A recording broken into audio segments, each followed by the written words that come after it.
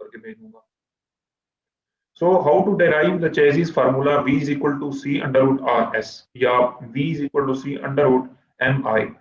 For example, here is the channel with some slope and fluid is passing through it with the depth y. Mean at inlet we have depth of flow is y, and at the outlet we have same depth of water. We consider that the flow is steady and uniform. Can you define what is steady flow and what is uniform flow? कोई बच्चा बता सकता है कि क्या definition है steady flow की और यूनिफॉर्म फ्लो की?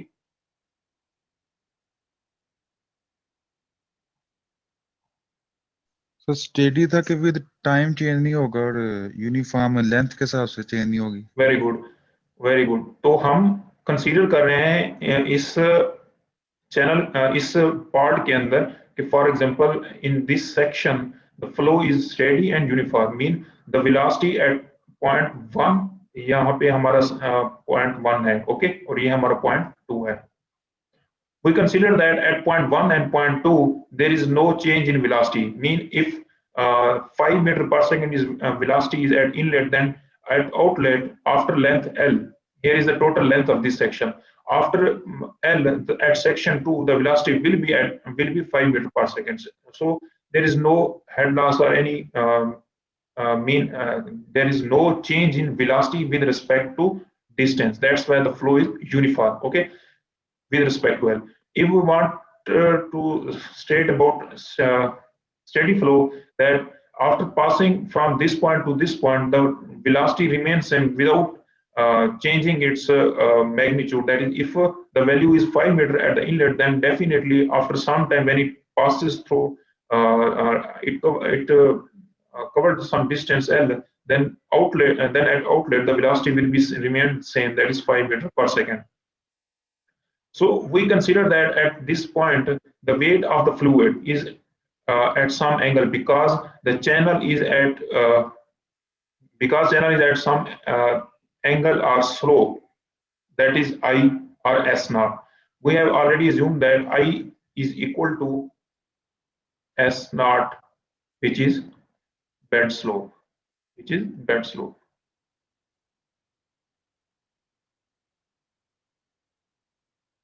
Okay, so the bed slope have some slope that is represented as I or S naught. Here is I or S naught. Here is our datum, some reference point datum. From this datum, the bed of this channel has some slope that is I or S naught.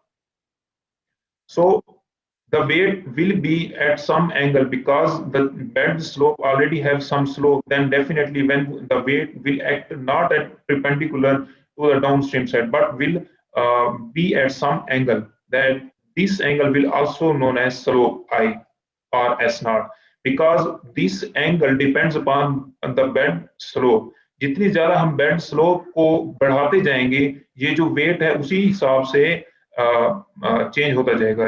Mean यहाँ पे जो bed slope होगी, यहाँ पे जो angle होगा वो बिल्कुल इज इक्वल टू दिस होगा। मीन के अब ये हमारा एक्स एक्सिस और वाई एक्सिस है, ये वाले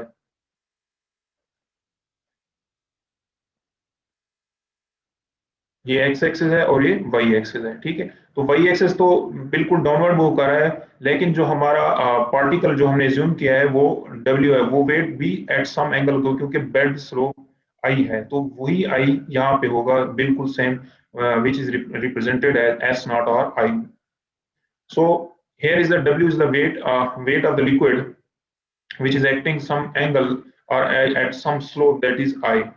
So there is this weight will have two component, that is W sin theta and W cos theta.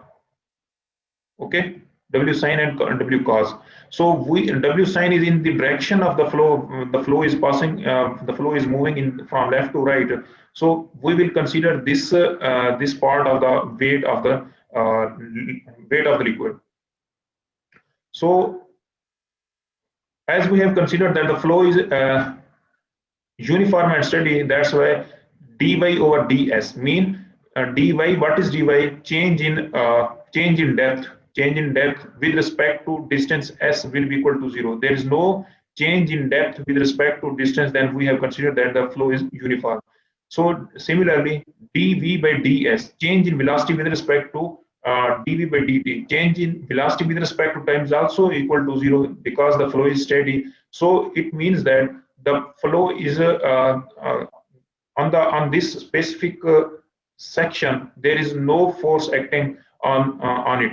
Mean the summation or the summation of or net resulted force acting on water equal to 0. ठीक है, जैसे F is equal M A होता है कि mean किसी भी कोई भी फोर्स कोई भी बॉडी होती है, जब तक वो मूव करती रहती है, तो जब तक वो उस वक्त तक मूव करती रहेगी जब तक उसके एक्सटर्नल कोई फोर्स नहीं लगती। तो इसके ऊपर एक्सटर्नल कोई फोर्स नहीं लग रही, मीन के जो फ्लूइड मूव कर रहा है फ्रॉम इनलेट टू आउटलेट, वो क्या है? ग्रेविटेशनल फोर्स है, ग्रेविटी है, स्लोप है। इस स्लोप की वजह से जो फ्लूइड है वो इनलेट से आउटलेट की तरफ मूव कर रहा है। ठीक है, सो वेट, इस वेट की वजह से मूव, जो वेट है वो ग्रेविटेशनल फोर्स की वजह से मूव कर रहा है। So W is equal to M G. Okay, W is equal to M G. So we can write M, we know that M is equal to density is equal to mass per unit volume. Density is equal to mass per unit volume, and mass will be equal to rho into V. Density into volume. Okay, density into volume. So W is equal to mg. M can be replaced with rho V into G. ठीक है, और V क्या है? V है हमारा volume. Volume क्या है? Area into length. Area into length. So W can be written as rho AL into G। Okay, rho A L into G. एक रिलेशन हमारा ये या एक इक्वेशन हमारी यहां से डिराइव हो गई है कि जो फ्लूइड है वो कैसे मूव कर रहा है ड्यू टू दिस स्लोप। क्यों? क्योंकि फ्लो स्टेडी है, यूनिफॉर्म है, ना इसकी डेप्थ चेंज हो रही है, ना इसकी वेलोसिटी चेंज हो रही है। सो ये मूव कर रहा है फ्रॉम इनलेट टू आउटलेट। एक और फोर्स है जो इसको रोकने की कोशिश करती है, जो इसको मीन के रेजिस्ट करती है, वो फोर्स हमारी क्या कहलाती है? फ्रिक्शनल फोर्स कहलाती है। क्या कहलाती है? फ्रिक्शनल फोर्स या frictional resistance per unit area per unit volume. We represent this as F. और ये फ्रिक्शनल फोर्स है किधर? ये है बेड के ऊपर। ओके, जो हमारा बेड है यहाँ पे फ्रिक्शनल फोर्स लग रही है, जो इस फ्लूइड को मूव होने से डिस्टर्ब कर रही है। मीन के हमारी जो स्लोप थी वो इसलिए लगाई गई थी कि जो फ्लूइड है वो इनलेट से आउटलेट की तरफ मूव करे। But this force, the force is fractional resistance per unit area per unit velocity, try to resist the fluid to move from inlet to outlet.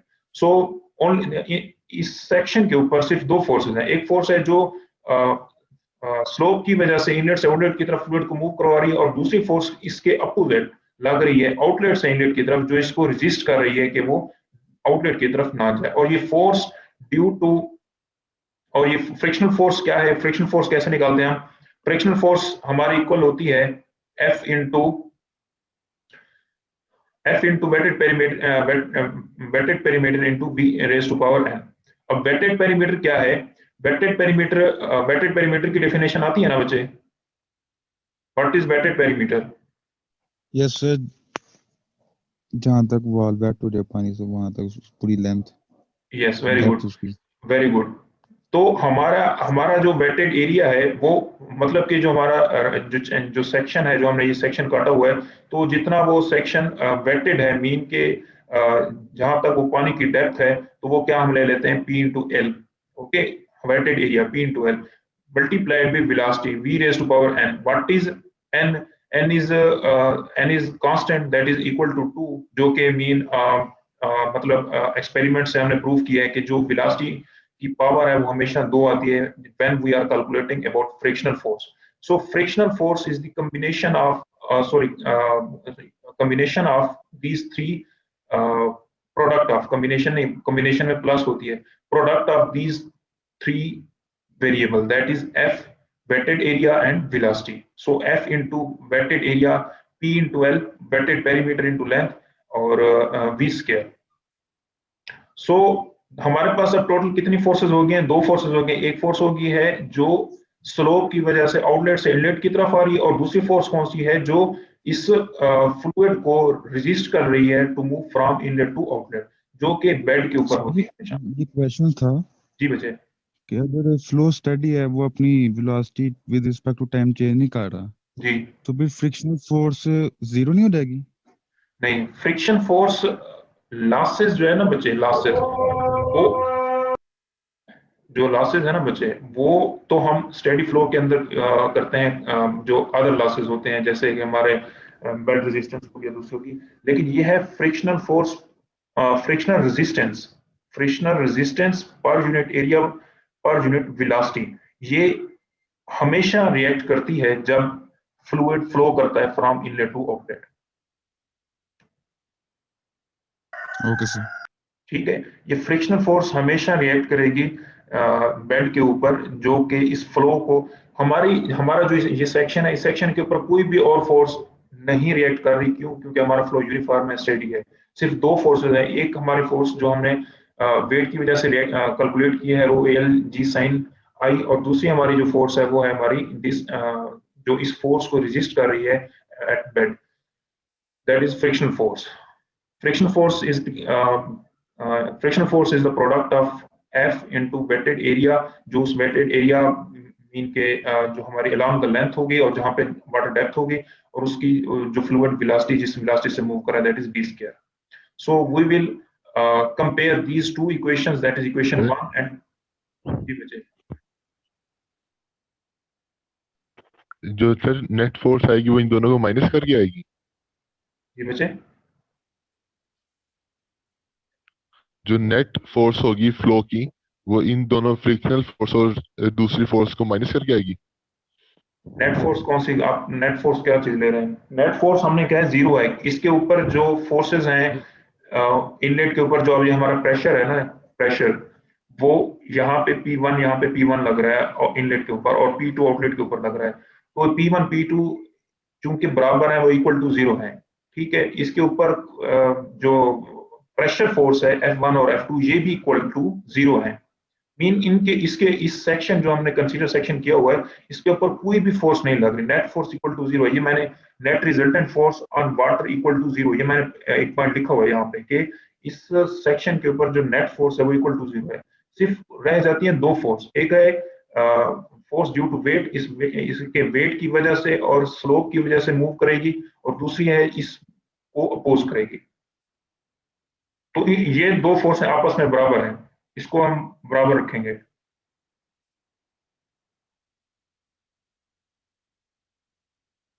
ठीक है सर. नहीं, आप डिस्कस करें. अगर इसमें थोड़ी सी भी कंफ्यूजन है तो आप डिस्कस करें, हम इसको मजीद क्लेरिफाई करें. हो सकता है आपको ये पॉइंट थोड़ा समझ ना आए. तो बच्चे, ये लर्निंग क्लास है. इसमें ये नहीं है कि मतलब अगर मैं एक दो बता दूं तो आपको समझ, हो सकता है आपको समझ ना लगे, तो उसमें आप थोड़ा सा मजीद उसमें बहस कर सकते हैं हम कि सर इस तरह नहीं, नेट फोर्स में ये चीज आती है, तो फिर वो किधर है. तो प्लीज डिस्कशन किया करें उसमें. सर मैं यही पूछना चाह रहा था कि वो बात तो ठीक होगी कि स्टेडी और कंटिन्यूअस है जिसकी वजह से फोर्स जीरो लग रही है, जी. लेकिन सर जब फ्रिक्शनल फोर्स उसके ऊपर लगेगी तो चेंज नहीं आ जाएगा? कौन सी फोर्स लगेगी? सर वैसे तो कंटिन्यूअस और स्टेडी फ्लो है ना, उसकी वजह से हम कहते हैं नेट फोर्स जीरो होगी, लेकिन जब ये पाइप में से पास करता है तो इस पे फ्रिक्शनल फोर्स लग रही है. फ्रिक्शनल. जी, फ्रिक्शनल. वो क्या जाएगी सर? फ्रिक्शन फोर्स को तो कैलकुलेट कर रहे हैं ना बच्चे, ये वाली फ्रिक्शन फोर्स तो कैलकुलेट कर रहे हैं जो बेड के ऊपर है. ठीक हो गया सर. ठीक है ना, फ्रिक्शनल फोर्स को तो कैलकुलेट कर रहे हैं. एक तो वेट है और दूसरी फ्रिक्शनल फोर्स. फ्रिक्शनल फोर्स का मैंने आपको बताया कि प्रोडक्ट है एफ का. ठीक है ना, फ्रिक्शनल फोर्स एफ, और वेटेड पेरीमीटर जितनी डेप्थ में से वो फ्लो हमारा पास हो रहा है, और वेलोसिटी जिस वेलोसिटी से वो मूव कर रहा है. ठीक है, ये प्रोडक्ट है फ्रिक्शनल फोर्स. ये हमारा है असल में एफ है, frictional resistance per unit area per unit velocity. इसका पूरा नाम ये है, frictional resistance per unit area per unit velocity. So we have concluded these two equations So we will consider these equation as equal because no other forces have been considered. So that's why at force due to weight of water, and other one is the frictional force at the bed. So rho ALG sine I is equal to F rho FPL, wetted perimeter, and length of the channel into V square. So you want to get the value of V square will be equal to rho AG. ये जो हमारा L है वो cancel हो जाएगा, इसमें बच जाएगा rho A G sine I divided by F into P. Okay, so specific weight of water gamma is equal to rho g. Specific weight of water, we know that specific weight of water is equal to gamma over rho g. So rho हमारा यहाँ पे खड़ा है और rho g यहाँ पे खड़ा है, तो it will replace with gamma. So we can write as gamma a sin I divided by f into p. So this gamma divided by f into a divided by p. Okay, gamma over f into a over p or multiplied by sin I is equal to v square. So gamma over f is we will take a square root on both sides to cancel out this square. So we will get the value of v, which is equal to gamma over f into a over p sin iota, sin I sin iota. So gamma over f is known as Chase's coefficient c. Gamma over under root gamma over f is equal to c is known as Chase's coefficient. So the final form can be written as v is equal to c gamma over f under root c से replace हो जाएगा, और a over p is the hydraulic radius RH, that is a over p. So RH into sin I. So this sin I, we assume that this I is this I जो हमने bed slope पे ली थी वो बिल्कुल minor है. So it can be written as sin I. So it can be written as sin I is equal to tan I is equal to only I. Mean के ये जो हमारी स्लोप है वो बहुत ही माइनर है, स्लोप जो है ना वो बहुत ही माइनर है. So we can consider this sin I into only I. So we can write the final form of this equation, that is v is equal to c RH into I. v is equal to c under root m भी लिख सकते हैं और इसको M आई की form में भी लिख सकते हैं, और v is equal to c under root r into S naught, इस तरह भी लिख सकते हैं. ये दोनों रिलेशन एक ही हैं जो कि चेसिस कोएफिशिएंट के हैं, चेसिस वेलोसिटी के हैं. ठीक है, तो यहाँ पे m जो है ना वो मैंने आपको बताया कि ये हाइड्रोलिक मीन डेप्थ है, और इसलिए इसको हम m भी लिखते हैं और i भी लिखते हैं, और इसी तरह इसको RH into S naught भी लिख सकते हैं. RH is the hydraulic radius and S naught is the bed slope.